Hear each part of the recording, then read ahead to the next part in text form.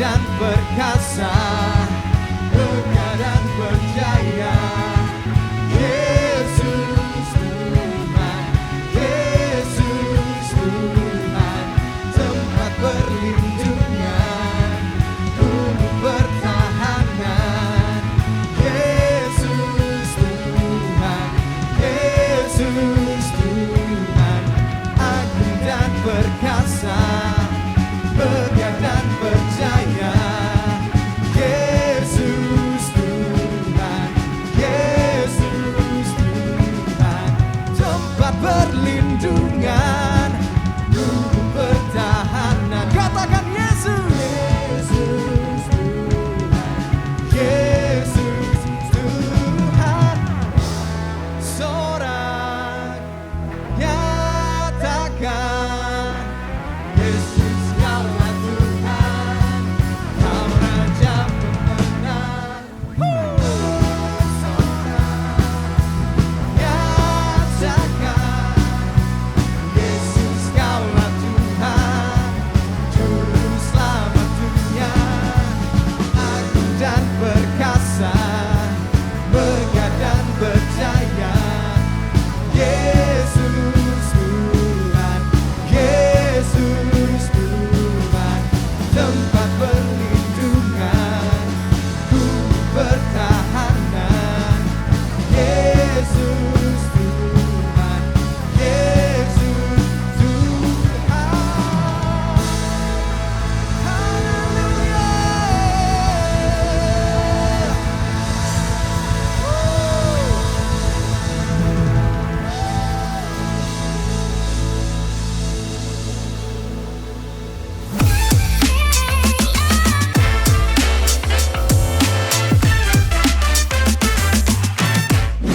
Welcome back to Campus Connection.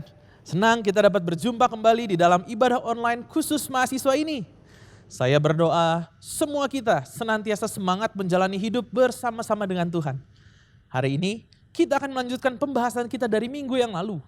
Buat teman-teman yang belum mengikuti tayangan ibadah minggu lalu, saya mendorong setiap teman-teman untuk mengikutinya sebagai bagian dari satu rangkaian pembelajaran firman Tuhan. Kita berdoa sebentar sebelum kita memulai pemberitaan firman Tuhan hari ini. Terima kasih Tuhan untuk kesempatan kami masih bisa beribadah hari ini. Kalau sebentar kami akan mendengarkan firman-Mu. Tuhan berbicaralah kepada setiap kami, buat kami mengerti apa yang mau Tuhan ajarkan kepada kami hari ini. Urapi hamba-Mu yang menyampaikan firman Tuhan hari ini, biar hanya perkataan daripada Allah saja yang disampaikan hari ini.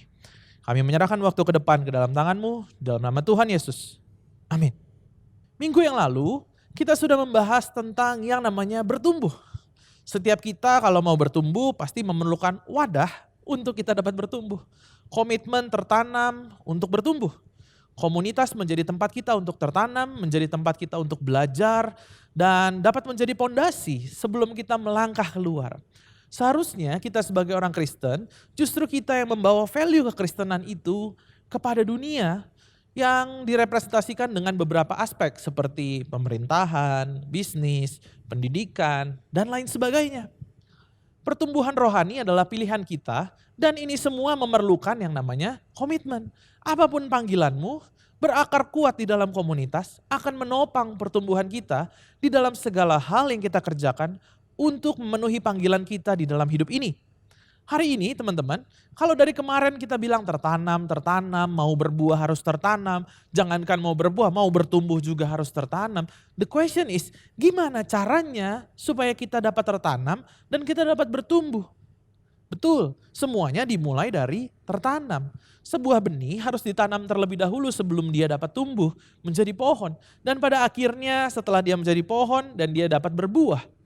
Kalau benih tersebut tidak pernah ditanam, dia akan tetap menjadi benih. Sama dengan diri kita, potensi dan panggilan yang ada di dalam diri kita juga demikian. Dengan tertanam di dalam satu komunitas atau tertanam di dalam satu gereja lokal, barulah kita dapat bertumbuh dan kemudian kita dapat berbuah dan kemudian buah itu akan dapat dinikmati oleh orang-orang di sekitar kita.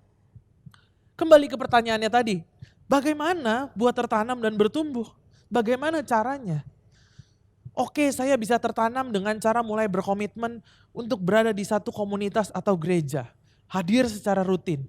dan kemudian saya bisa mengikuti segala kegiatan yang ada. Tetapi teman-teman, hal itu aja gak cukup. Sebuah tanaman yang ditanam, setelah dia tertanam, dia perlu disiram agar tanaman tersebut tidak kekeringan dan mati. Disirami dengan tujuan agar tanaman tersebut bertumbuh. Di dalam kehidupan rohani kita, setelah tertanam, bagian penyiraman itulah yang disebut dengan discipleship atau pemuridan. Hal ini memiliki tujuan agar kita nggak mati kekeringan, tetapi justru kita dapat bertumbuh dengan optimal. Kenapa sih harus ada discipleship? Atau kenapa sih harus dimuridkan? Sama seperti ilustrasi pohon tadi. Dia tidak akan pernah bisa hidup tanpa air. Demikian juga hidup kita tanpa dimuridkan. Boro-boro berbuah, bertumbuh aja belum tentu bisa. Pemuridan itu apa sih emang? Kelas, modul, atau kalau di gereja kita DK, HB. Udah lulus juga kak DK HB, apa mentoring, mentor, punya mentor. Ya adalah mentor, masih suka ngobrol dan cerita-cerita juga kok. Kalau konteksnya di gereja kita, di GKPB, pemuridan itu jauh lebih daripada sekedar 12 bab kelas DK dan 10 bab kelas HB. Lebih daripada itu teman-teman. Proses belajar itu lifetime, seumur hidup. Apa kita stop ketika kita sudah selesai DK dan kita sudah selesai HB? Enggak gitu. Apakah ketika kita sekolah, kita SD, SMP, SMA kita berhenti? Enggak, kita lanjut lagi ke jenjang yang selanjutnya. Kita masuk ke dalam dunia pekerjaan. Kalau kita masuk dalam dunia pekerjaan, apakah begitu masuk bekerja langsung seperti itu seterusnya sampai kita pensiun? Tentu juga enggak. Kerja juga ada namanya training, ada pengembangan-pengembangan, ada terus-menerus pengembangan yang diberikan sehingga kita terus-menerus berkembang. Ketika kita berhenti belajar, maka kita akan ketinggalan. Yang namanya dimuridkan itu seumur hidup. Dimanapun kamu berada, sama-sama bilang sama saya, seumur hidup, 1, 2, 3, seumur hidup. Seperti benih yang ditanam dan siap bertumbuh, kita pun perlu menyiapkan diri untuk pertumbuhan tersebut dan kita perlu untuk disirami dengan yang namanya pemuridan tersebut. Hari ini saya mau membagikan setidaknya ada 3 hal yang perlu kita siapkan, hal-hal yang harus kita miliki sebagai seseorang yang siap disirami oleh discipleship tadi. Atau bahasa gampangnya sebagai seorang murid. Hal yang pertama teman-teman, bicara tentang penundukan diri. Salah satu syarat untuk menjadi seorang murid adalah memiliki penundukan diri. Penundukan diri bicara tentang menerima orang yang Tuhan tempatkan menjadi otoritas di atas kita. Ngapain sih orang ini ngatur-ngatur? Nih orang perasaan gak lebih jago dari gue. Apa haknya ngatur-ngatur? Satu kisah yang menarik di sini yang bisa kita pelajari. Lukas pasal yang ke-5 ayat 4 sampai yang ke-5. Dikatakan seperti ini, setelah selesai berbicara, ia berkata kepada Simon, bertolaklah ke tempat yang dalam dan tebarkanlah jalamu untuk menangkap ikan. Ayat yang ke-5, Simon menjawab, Guru, sepanjang malam kami telah bekerja keras, tetapi tidak menangkap apa-apa. Perhatikan kalimat terakhirnya, namun karena perkataanmu itu, aku akan menebarkan jala. Yesus lagi khotbah nih, memberitakan Injil. Dia naik ke atas perahu, agak ke tengah dikit, biar bisa kelihatan sama orang-orang yang ada di pinggir pantai. Singkat cerita, Yesus selesai khotbah, kemudian nyuruh Petrus untuk bertolak ke tempat yang lebih dalam dan menebarkan jala. Apa yang terjadi teman-teman? Mereka-mereka ini nelayan, mereka-mereka ini berpengalaman. Mereka tahu kapan waktu yang tepat dan di mana untuk menangkap ikan. Padahal yang nyuruh itu Yesus bukanlah seorang nelayan profesinya. Tetapi apa yang mereka lakukan? Taat, tunduk sama otoritas. Statementnya di situ dibilang guru. Menunjukkan bahwa Simon Petrus tahu bahwa orang yang ada di depan dia ini adalah orang yang otoritasnya lebih tinggi daripada dirinya. Walaupun awalnya agak ya alasan dikit lah. Tapi dia tahu menundukkan diri kepada otoritasnya. Pergilah dia menebarkan jala. Sejarah mencatat peristiwa ini happy ending. Super happy bahkan, nangkep ikan sampai gak muat perahunya, sampai perahunya mau tenggelam dan harus dibantu. Pertanyaannya buat kita, mau gak kita menghargai, mau gak kita menghormati orang yang menjadi otoritas kita? Karena kalau Tuhan menempatkan orang itu di dalam kehidupan kita, Tuhan gak pernah iseng atau salah orang. Kasih dulu lah si ini, siapa tahu cocok. Nanti kalau clash, baru kita cariin yang lain gantinya. Enggak Nggak pernah. Kalau Tuhan taruh otoritas di hidup kita, Dia punya maksud dan tujuan dengan hal tersebut. Itu proses yang harus dihadapi untuk mencapai tujuan kita untuk bertumbuh dan berbuah. Ibrani 13 ayat 17 menuliskan seperti ini teman-teman. Taatilah pemimpin-pemimpinmu dan tunduklah kepada mereka. Sebab mereka berjaga-jaga atas jiwamu sebagai orang-orang yang harus bertanggung jawab atasnya. Supaya mereka melakukannya dengan gembira, bukan dengan keluh kesah. Sebab hal itu tidak akan membawa keuntungan bagimu. Sekali lagi teman-teman, Tuhan gak pernah salah taruh orang di dalam kehidupan kita. Kita perlu memiliki sikap penundukan diri sebagai seorang murid ketika kita masuk di dalam proses discipleship ini. Sama-sama katakan penundukan diri. 1, 2, 3. Penundukan diri. Hal yang selanjutnya, hal yang kedua yang perlu kita miliki yaitu kita perlu punya hati yang mau diajar. Atau teachable heart. Teachable heart itu bicara tentang apa? Sikap hati. Bukan iya-iya di mulut, di depan orangnya bilang iya. Tetapi di dalam hati pun kita nggak mengiyakan. Teachable heart, bicara sikap hati adalah ketika di mulut kita bilang iya, di hati pun kita bilang iya. Bukan hanya sekedar action, tetapi sikap hati kita ketika melakukan sesuatu. Punya prinsip boleh? Boleh, harus, bagus. Kalau nggak punya prinsip, ya nanti kita akan terombang-ambing ikut sana sini, jadinya nggak jelas gitu. Tetapi kalau ternyata prinsip yang kita pegang tersebut salah, boleh dibenerin nggak? Itulah yang namanya teachable heart. Terbuka terhadap kritik, terbuka terhadap saran, terbuka terhadap nasihat. Terbuka terhadap hal-hal yang baru. Punya keinginan untuk terus belajar. Satu kali saya mengikuti sebuah workshop dan discussion lah. Waktu itu topik bahasannya tentang finansial dengan pembicaranya adalah salah seorang yang saya kenal juga. Di acara tersebut ada satu orang peserta yang ternyata sudah cukup berpengalaman di bidang finansial dan bahkan bisa dibilang dia punya pengalaman yang lebih lama, yang lebih panjang dibandingkan si pengajar. Dia ini profesinya dokter, sudah berkeluarga dan dia sudah belajar mengenai finance sudah sejak SMP atau SMA gitu. Tapi dia mau datang ke acara workshop tersebut yang bahkan pesertanya nggak sampai 50 orang, belum punya nama, nggak terlalu terkenal, followers Instagramnya penyelenggaranya masih sedikit, masih belum banyak. Tetapi dia mau datang demi dia belajar dan menambah pengalaman. Bahkan yang saya ingat di saat workshop, dia aktif bertanya dan juga selain bertanya dia juga aktif untuk sharing dan juga mencatat materi-materi yang dibagikan. Pada saat diskusi juga dia membagikan pengalamannya dan dia melontarkan pertanyaan-pertanyaan. Gitu.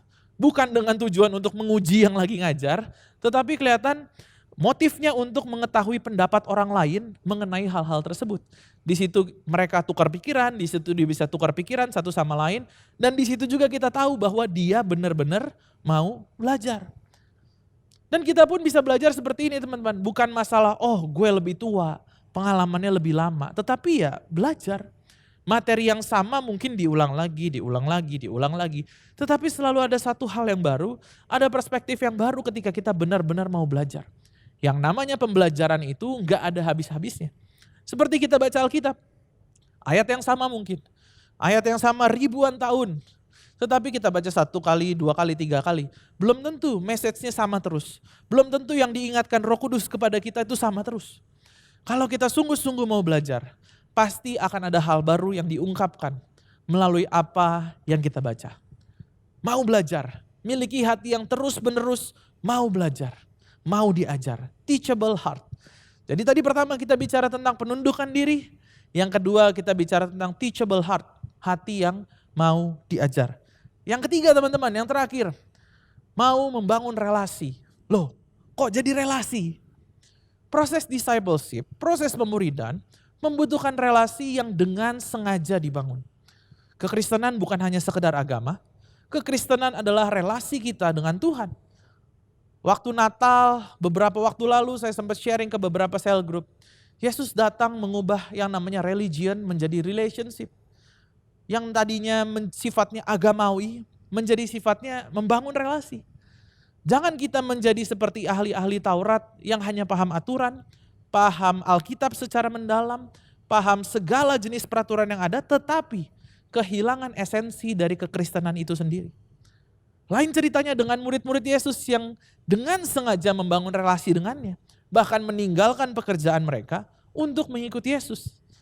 Kita mau jadi seperti ahli Taurat atau kita mau jadi seperti para murid? Kalau kita mau jadi murid, masuk ke dalam proses dimuridkan. Kita perlu mengusahakan untuk membangun relasi. Relasi dengan siapa? Ya relasi dengan Tuhan kita perlu usahakan. Relasi dengan sesama perlu kita usahakan. Relasi dengan mentor kita, semuanya. Semua relasi itu perlu kita usahakan. Satu proses discipleship perlu sebuah relasi di dalamnya. Bukan cuman bilang, ya ini materi pelajaran kita. Kamu belajar ini selesai. Oke, saya belajar ini, selain materi ini, saya nggak mau dengar apapun lagi. Gue juga nggak mau ngajarin yang lain lagi selain materi yang emang udah kita janjikan untuk bahas. Ya udah teman-teman, hari ini pertemuan kita bahas materi ini setengah jam, terus kita beres pulang ya. Teman-teman, kalau semuanya diukur dengan cara seperti itu, ya proses discipleship yang terjadi itu tidak akan efektif. Karena apa? Semua hanya based on materi, hanya terpatok kepada kewajiban, terpatok kepada satu standar yang baku yang sudah ditetapkan, yang memang menjadi satu penghalang untuk membangun relasi lebih jauh di antara orang yang memuridkan dan yang dimuridkan. Harus ada relasi yang dibangun yang seperti yang kita pelajari, yang namanya relasi itu dua arah. Sama-sama diusahakan. Yang memuridkan harus mengusahakan membangun relasi, begitu juga dengan yang dimuridkan harus mengusahakan untuk membangun relasi. Jadi inilah 3 hal di dalam proses discipleship yang perlu untuk kita miliki. Yang pertama tadi bicara tentang penundukan diri. Yang kedua kita bicara tentang punya hati yang mau diajar, teachable heart. Dan yang ketiga terbuka untuk kita mau membangun relasi. Miliki 3 hal ini, masuk ke dalam proses discipleship. Dan kemudian kita akan well prepared. Kita akan siap untuk bertumbuh. Kita akan siap untuk pergi ke marketplace. Kita akan siap untuk masuk ke pemerintahan. Kita akan siap untuk masuk ke media. Kita akan siap untuk masuk ke dunia bisnis. Kita akan siap untuk berkecimpung di dalam dunia akademik, di dalam politik dan sebagainya. Dan kita siap untuk berbuah dan menjadi dampak di sana. Ada bagian pengajar untuk mengajar. Ada bagian Tuhan untuk mengubahkan hati, dan ada bagian murid memutuskan untuk berubah. Disinilah bagian dari menundukkan diri, mau belajar, dan membangun relasi. Satu hal terakhir yang mau saya sampaikan. Bisakah sebuah pohon hidup tanpa air? 1-2 hari mungkin masih kuat. Hari ketiga mulai kering, mulai layu, hari keempat, 5, 6, dan hari kesekian lama-lama pohon tersebut akan jadi kompos, mati. Tanaman tersebut bisa tumbuh subur, bisa lebat, dan bisa berbuah kalau dia mendapat siraman air atau suplai air yang cukup. Ketika suplai airnya nggak didapatkan, sebesar apapun dan sebagus apapun pohon tersebut, dia pasti akan mati juga. Sama dengan kehidupan kita, discipleship atau proses pemuridan adalah air yang menyirami kehidupan kita. Kita bertumbuh sampai kita ada saat ini, semua karena proses pemuridan. Kita berkembang dan terus berkembang dan terus berkembang. Semua karena proses belajar yang ada. Suatu ketika proses penyiraman atau proses discipleship ini dihentikan. Masih bisakah kita bertahan? Mungkin masih bisa. Tetapi pertanyaannya, berapa lama? Tanpa kita dimuridkan, tanpa kita mau belajar. Tinggal tunggu waktu, pasti kita akan mati. Mati secara rohani dalam konteks kekristenan. Atau mungkin kalau dalam konteksnya teknologi, ya kita jadi ketinggalan zaman, jadi gaptek, lama-lama kita nggak bisa pakai apa-apa. Sekali lagi teman-teman, proses pemuridan itu lifetime.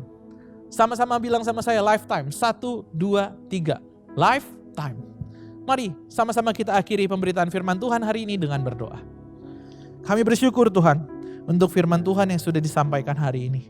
Tuhan, hari ini ajar kami untuk bisa merendahkan hati kami, untuk mau diajar oleh orang-orang yang Tuhan tempatkan menjadi otoritas atas kami. Tuhan berikan kami kerendahan hati itu. Tuhan berikan hati kami, hati yang mau diajar oleh pemimpin-pemimpin kami. Biar kami bersedia untuk membangun relasi dengan para pemimpin kami, dengan para orang-orang kami, dengan orang-orang di sekitar kami. Terima kasih Tuhan untuk semua berkat yang Tuhan berikan dalam kehidupan kami. Hari ini Tuhan, kalau kami sudah memutuskan untuk tertanam, kami mau challenge diri kami lebih lanjut lagi dengan masuk di dalam satu pemuridan. Tuhan, kami pengen lihat kehidupan kami bisa bertumbuh dan bisa berbuah lebat dan bisa dinikmati oleh orang-orang yang ada di sekeliling kami. Ku berdoa untuk setiap teman-temanku yang menyaksikan hari ini Tuhan, dimanapun mereka berada, biar Tuhan yang senantiasa memberikan pertumbuhan di dalam kehidupan mereka. Biar setiap daripada kami siap untuk masuk di dalam satu proses discipleship yang ada. Dan hari ini juga hamba-Mu melepaskan berkat bagi teman-temanku dimanapun mereka berada. Tuhan yang memberkati keluarga mereka. Ada relasi yang dipulihkan di tengah-tengah keluarga-Mu. Di tengah kehidupan orang tua dan anak-anak ada relasi yang dipulihkan. Ada kasih Allah yang dirasakan di dalam rumah-Mu. Tuhan yang melimpahkan hikmat, kebijaksanaan itu di dalam kehidupan-Mu. Yang memampukan Kau untuk mengambil keputusan demi keputusan yang terbaik, yang selaras dengan kehendak Tuhan. Tuhan juga yang memberikan kecukupan di dalam kehidupan-Mu. Semua pekerjaan tangan-Mu Tuhan jadikan berhasil. Semua kebutuhan finansial-Mu Tuhan yang mencukupkan. Segala pekerjaan-Mu, pekerjaan orang tua-Mu, biar Tuhan yang menjadikannya berhasil. Terima kasih Tuhan, ini doa kami. Hanya di dalam satu nama Tuhan Yesus Kristus kami alaskan doa kami ini. Amin. Saya percaya teman-teman, Tuhan mengingatkan sesuatu bagi setiap kita hari ini. Tertanamlah di dalam satu komunitas dan berikan diri kita untuk masuk di dalam pemuridan. Karena dengan demikian kita akan dapat bertumbuh secara rohani. Bagi teman-teman yang masih memerlukan dukungan doa ataupun konseling lebih lanjut, silakan scan QR Code yang ada di layar. Ada para pendoa dan para konselor yang siap untuk melayani teman-teman sekalian. Sampai jumpa di lain kesempatan. Tuhan Yesus memberkati.